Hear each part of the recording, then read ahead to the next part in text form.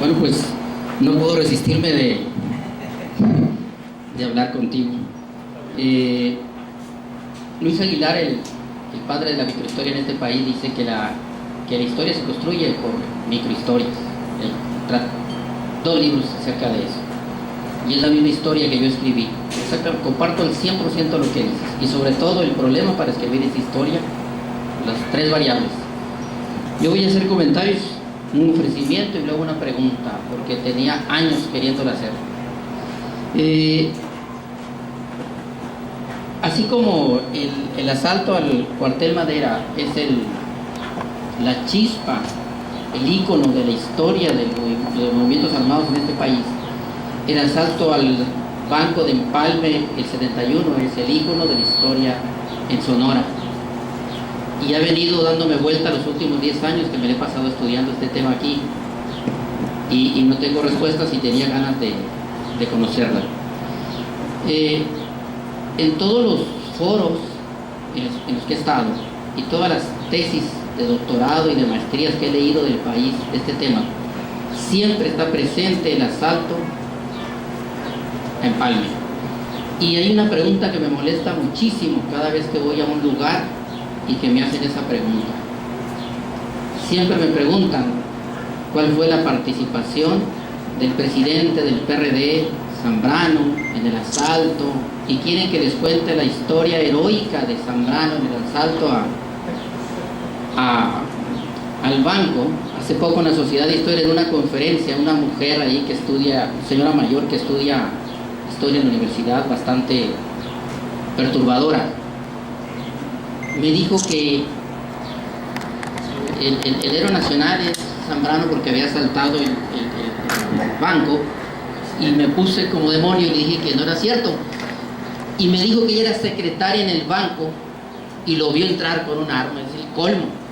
Por eso urge que publiques esta historia. Y sé que es difícil publicarla por lo que cuesta hacerlo, pero yo te ofrezco toda mi ayuda para hacerlo, cuando menos en internet.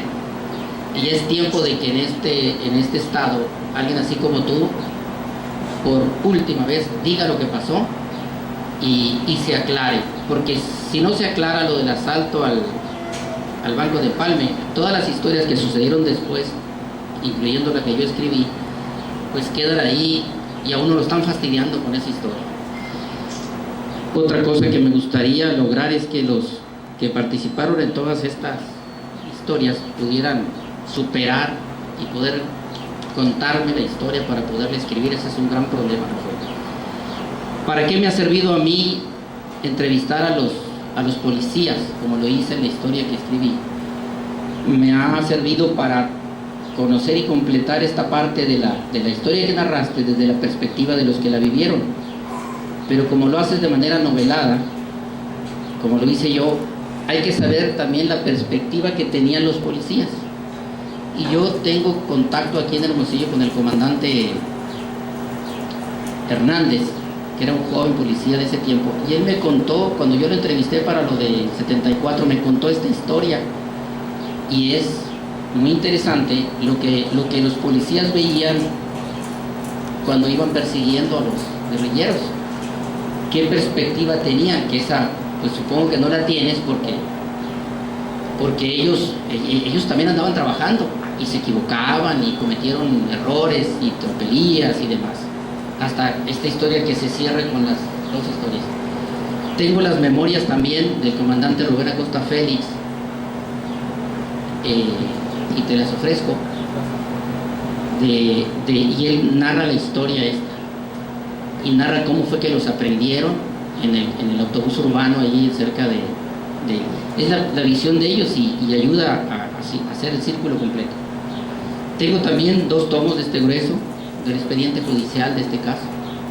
No me pregunte cómo lo conseguí, pero ahí me llega.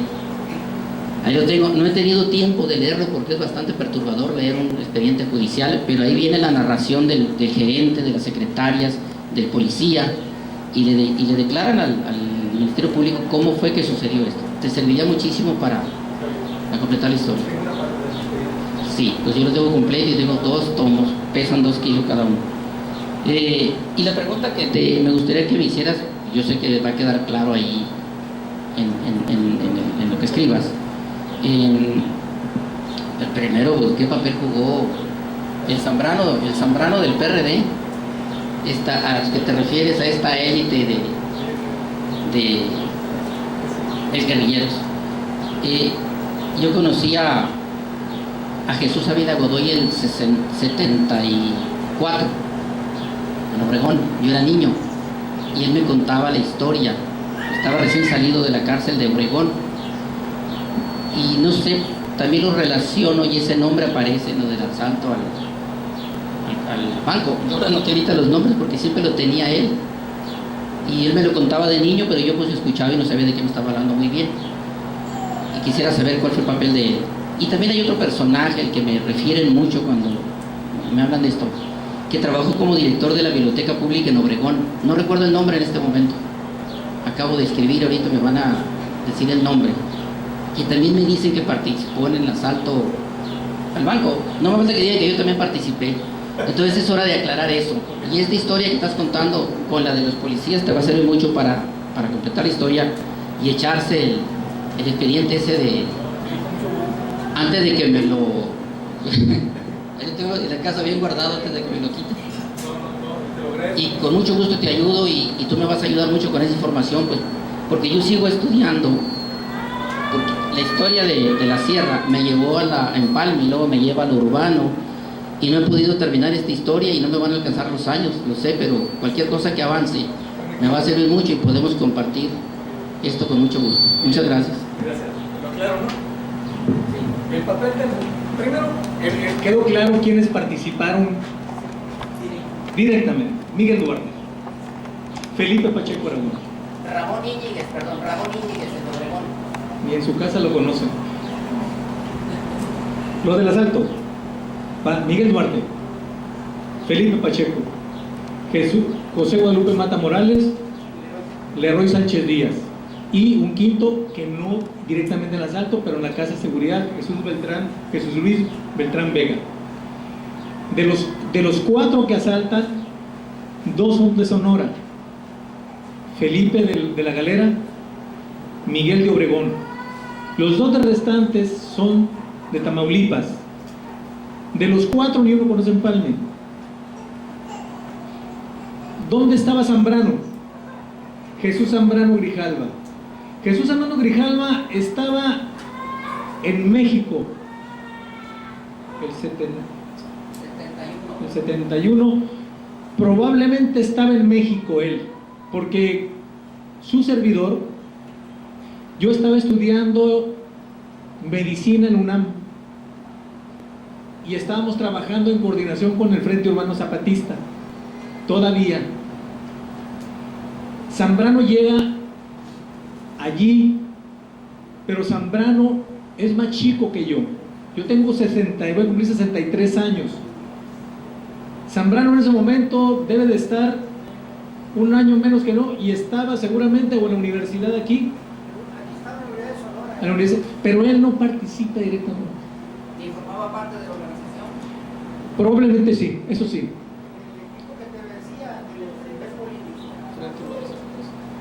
En una entrevista que yo leí de él, él dice que no participó, pero habla que estaba involucrado. Sí. Los cálculos que yo he hecho con la nómina por memoria, de que no llegábamos a 20, al menos los que yo conocí más o menos. Entonces la pregunta: no participa Zambrano como parte del operativo, como no participaron un conjunto de compañeros de Empalme que eran de la organización. Es más, y a mí me quedan todavía un montón de dudas, a pesar que lo vengo trabajando igual que usted. ¿Por qué Empalme? Pues hasta donde yo sé, fue por un impulso de Rubén y se Nomás para, a lo mejor... ¿De Rubén? Miguel Duarte. Bueno, y Jesús y Ramiro Ávila Godoy. El papel de Ramiro, aunque lo que voy a decir, a reserva que Ramiro me desmienta, Ramiro siempre negó ser parte de la organización. ¿Y por qué estaba en la cárcel? En los a él lo acusan de ayudar a facilitar la casa de seguridad, poniendo en contacto con los campesinos a Miguel para conseguir la casa de seguridad. ¿Y fue detenido después del asalto, obviamente? Sí. Entonces, Ramiro no se asume en ninguna de sus declaraciones que yo he leído, hasta a reserva que en los volúmenes que me preste lo cheque con más detalle. Hasta donde yo veo, Ramiro jamás dijo: yo fui miembro, formé parte de. Miguel Duarte López dice en su declaración que la organización está conformada por tres comisiones de organización, militar y de finanzas, no sé qué. Pero Ramiro como tal, él no, hasta el momento, no, oficialmente en los documentos no se dice. Yo, en lo personal, yo digo que sí, pero ya mejor me callo, porque mejor le digo que él aclara esa cosa. Chelis.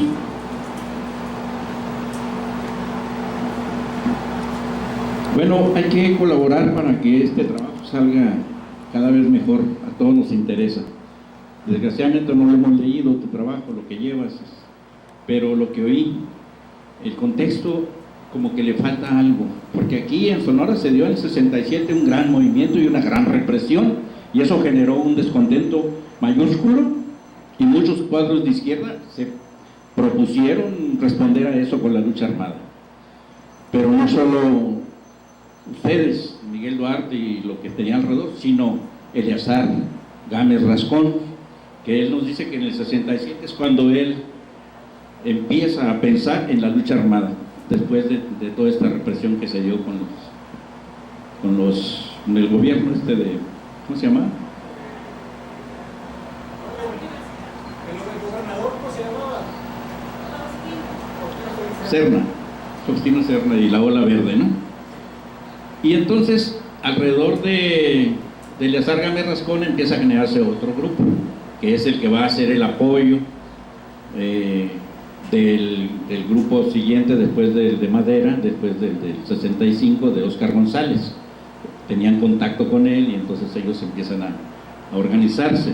O sea que ustedes no eran los únicos que estaban en esta intención. Entonces, ese contexto me parece que sí hay que relatarlo, porque es importante para decir lo otro. Miguel Duarte López era miembro de la Juventud Comunista. A mí me consta porque yo era miembro de la Juventud Comunista y teníamos una relación. Y yo por poco lo veo físicamente. Sabía que existía, tenía necesidad de hacer contacto con él cuando venía en mis giras hacia Baja California, pero siempre había algo que sucedía, que él no estaba en Obregón en ese momento y no hicimos contacto físico nunca. Pero sabía que él era uno de los cuadros de la Juventud Comunista y nosotros que andábamos, yo en el 67 ya estaba en México, pero siempre hacía mis giras por el Pacífico y visitaba Nayarit, Sinaloa, Sonora y Baja California y entraba en contacto con los compañeros de la juventud. Entonces Miguel era uno de los principales objetivos de nosotros para integrarlo no solo a la juventud más seriamente, sino a otro tipo de proyectos. El proyecto de la lucha armada de Miguel, cuando menos sus ideas y sus acciones, empiezan en diciembre del 69, cuando menos. ¿Por qué? Porque Pancho Uranga y él nos contaban allá en La Habana que en diciembre del 69, desesperados, porque eran Navidades, Año Nuevo y todo eso, no tenían ni un 5, asaltaron un Sumesa que está ahí cerca donde actualmente vivo, ahí está cerquita el Sumesa ese, y se llevaron cualquier miseria, 2, 3 mil pesos, no sé, pero era para sobrevivir. Estaban en la desesperada.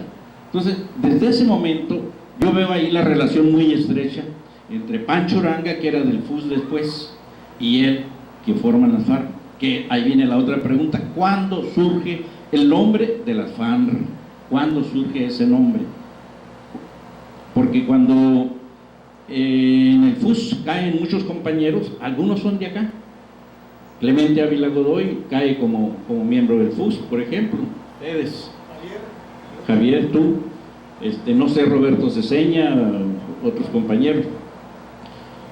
Y Cuando se da el secuestro del cónsul norteamericano en Guadalajara el 4 de mayo del 73 y aparece en la lista de los compañeros de las FARC que deben de ser trasladados a La Habana, son esos que tú mencionas que participan en el asalto: Felipe Pacheco, Guadalupe Mata y Miguel Duarte.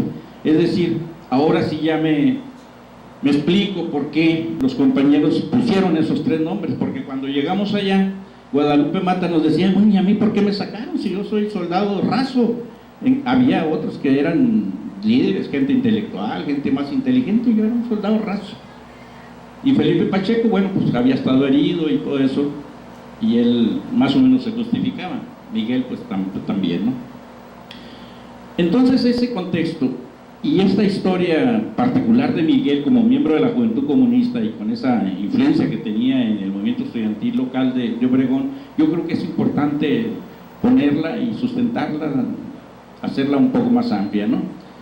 Y finalmente, ustedes son aprendidos después del asalto y siguen manteniendo el nombre de la FARC, o ya se diluye aquello, en la cárcel ya no son FARC, o ¿qué sucede?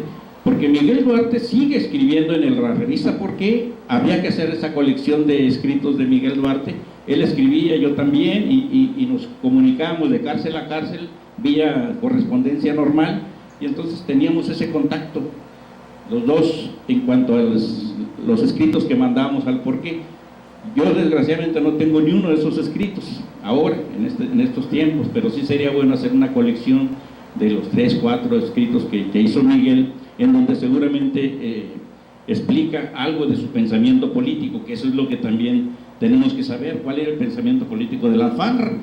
¿No tenían un documento oficial o sí?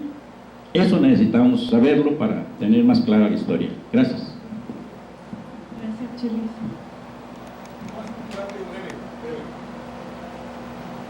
En lo de los contextos, efectivamente, no lo he olvidado. Es más, es una de mis preocupaciones los contextos. Y no solamente eso, por ejemplo, la mayor parte del empalme que nos incorporamos proveníamos del gremio ferrocarrilero como hijos de familias. Y el empalme surge, se desarrolla porque hay una... Entonces creo que yo le agradezco, la verdad te agradezco que, aunque yo lo tenga ya en memoria, pero sobre todo esa nueva información que para mí ahorita se está dando, yo creo que abre vetas. Gracias, mis compañeros. Gracias. ¿Tienen alguna otra pregunta? Hice una pregunta, ¿cómo surge el nombre Fuerzas Armadas Revolucionarias? Ok. ¿Cómo surge? No sé, cuando yo llegué ya estaba. Seguramente fue Miguel Duarte. Seguramente, a reserva que él diga, yo lo bauticé en nombre, pero cuando yo entro allá, yo entro en 69, yo entré en 69, por eso estamos que el 69 más o menos. 2, no hay testimonio de actos fundacionales, no hay documentos encontrados fundacionales tampoco. Es un poco al calor de los acontecimientos, me imagino. ¿Quién bien? Yo, en el caso de la pregunta es si mi participación antes de... Sí, pues mi participación antes del movimiento, pues como estudiantes me inicié en la lucha estudiantil en la secundaria en el 67. Formé parte del comité de lucha, del comité de huelga de la secundaria en Guaymas, yo en Guaymas, aunque era en Empalme. Y bueno, ese era mi bagaje político y la actividad. Luego el 68 en Empalme haciendo activismo y en los contactos con los compañeros hijos de ferrocarrilero en el ambiente y pues todo. Ya es todo, ¿verdad? Bueno, muchas gracias, Esquivel. Un aplauso.